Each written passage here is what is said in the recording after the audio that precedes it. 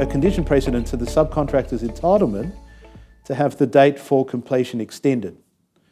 Okay, and what's that condition precedent? That each of the following conditions are met. So the first one is that there's a list of qualifying causes of delay. So remember I said earlier that not every cause of delay qualifies you for an extension of time. So these are the events that do, and you can read through those in your own time. Nothing there is particularly unusual, but you'll note that one of those qualifying causes of delay is a variation under clause 25. And a variation obviously adds to the amount of work that you're required to do under the contract in order to earn the contract price. There's only one contract price. You get paid interim progress payments on account along the way, but they're only to keep you going. They're there to fund the intensive capital investment in labour and materials and plant and equipment and all the other resources that you need to deliver your scope of works. That's what a progress payment is, but the final payment is where the final squaring off, where the final reckoning of what you've actually earned under the contract is done, and that happens at the point in time of practical completion of works. And that point in time is obviously impacted by variation, but so is the cost of delivery of the works. So that adds an extra dimension to what happens if your work scope is varied, which is almost inevitable, as we know, under modern construction or civil contracting circumstances. So we'll look at that later, but the thing to bear in mind at the moment is that there are only particular qualifying causes of delay that entitle you to an extension of time. So it has to be one of those, and that includes a variation. And also,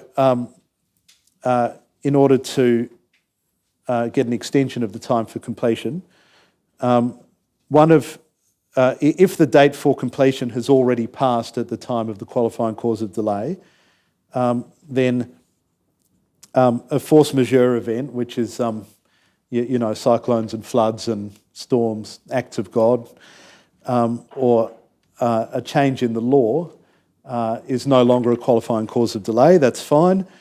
And you have strictly complied with clauses 23.3a, 23.3b, and if applicable, 23.3c. So we see, remember that a time limit was imposed on the giving of the notice and the making of a claim for an extension of time in relation to that qualifying cause of delay, and that was 2 business days from when the event happened or first happened. Not when you became aware of it, but when it first happened. So that's become a condition precedent. We have to read on to 23.4, and then we find that the time limit for compliance in 23.3, which is your 2 business days, is a condition precedent to an extension of time. So now we're getting somewhere. Now we understand the importance of that very short deadline. So now we've got there. And in any event, so it goes on, so these are still preconditions to your entitlement to an extension of time, and we'll look at what happens if you're late later, but just bear in mind, these are all preconditions to your entitlement to an extension of time. The activities delayed need to be on the critical path of works. So if you have any float in your program, if you've got any wriggle room, then you have to have used up all that wriggle room, and you don't get an extension of time for that. It's only when you've exhausted your float and you're actually on the critical path of works and you've complied with all these other requirements, and you've done it within the very short 2 business day time bar, that you are entitled to an extension of time. And here's another condition precedent. So the principal has to be satisfied, or the upstream contractor, they're calling it the principal in this case. You'll see references to head contractor, or it might be a subcontractor if you're a tier 3 contractor, but basically it's in reference to the upstream contractor. Must be satisfied that the subcontractor is or will be delayed in achieving completion by the date for completion. And another condition precedent is the subcontractor has to have taken all reasonable steps to avoid the occurrence of the delay. So you have to have mitigated your principal's losses. You've got to have done whatever it takes to try and minimise the time impact or the critical path impact of the particular delay event, and you've got to be able to demonstrate that. And you have to show that you're not reasonably able to avoid the delay, which is another part of the same obligation. And you have to have complied with what it says in clause 22.10, which I didn't reproduce because I think we're starting to get the message now. So if you get this far, then your entitlement is further constrained by the next subclause, which is 23.5. So then we find a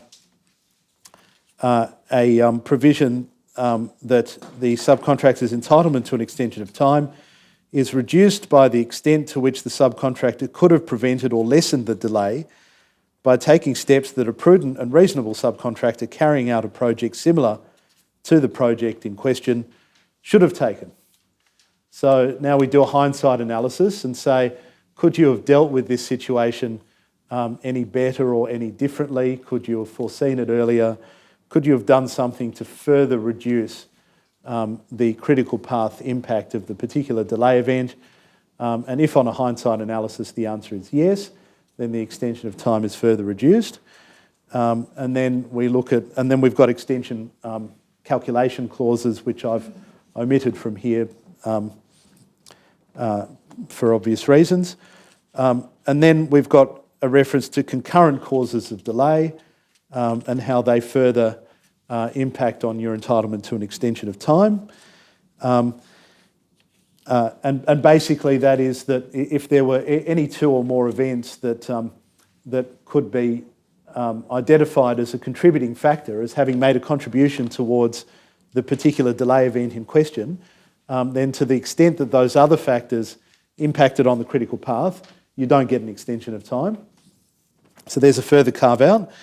And then we have an obligation on the subcontractor to do everything necessary at its own cost, including but not limited to working overtime, to overcome all delays for which it is not entitled to an extension of time. So not only do you not get an extension of time for even a qualifying cause of delay where there's float, where there's wriggle room or additional time allowed in the program to deliver the works up to the critical point of criticality.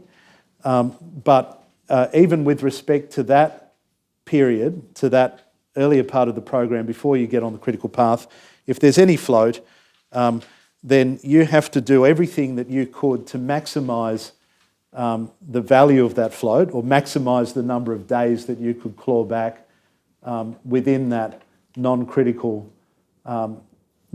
path of your program, including working overtime. And it's not limited to working overtime, so you've got to be creative about what else you could have done. And you've got to do that. You've got to do that to an extent that will allow you, if at all possible, to achieve completion by the date for completion. And it's only if you've done all of that, and if you couldn't imagine anything else that could have been done, even on a hindsight analysis, and it's a qualifying cause of delay, and you've given your notification of the critical path impact within 2 business days of the commencement of the cause of delay. And think about a situation, and it's not hard to do, where you might not have become aware of the occurrence of that particular delay event until 2 business days have already passed since it's commenced. And if you manage to do all that, only then are you entitled to an extension of time. So, and we'll look at the consequences of not getting an extension of time later, but we start to get the message about what's happening here.